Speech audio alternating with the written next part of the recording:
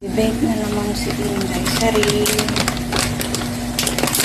Ito yung gamit kong flour sa aking sardo kasi ang dish saka hindi siya masangsang. Marami na akong try pero ayaw ko. Palpak. So ito yung gamit ko. Ayan. 4 cups.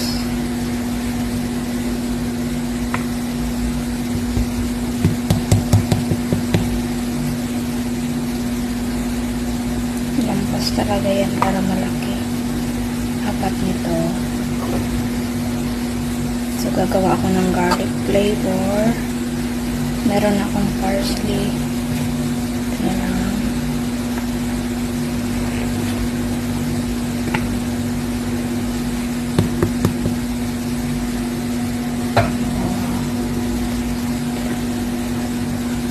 Dalawa na kami nito ni David. 2 weeks.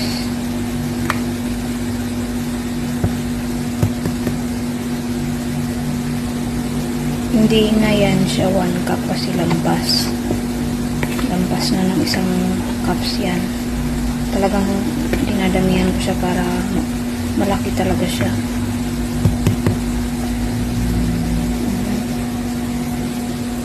Dagdagan natin ng konti. Tapos ito lagay natin garlic. Lagyan natin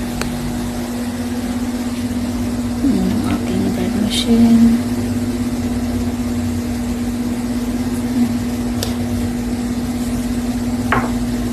Tapos lagyan natin ng parsley.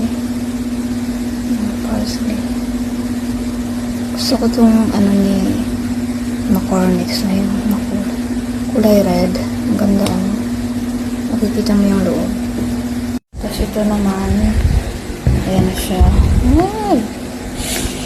Parsley. Parsley lang siya. Gagawa tayo ng dalawa. So, ano natin to, i-fold natin after 30 minutes, 2 hours. Sarado natin.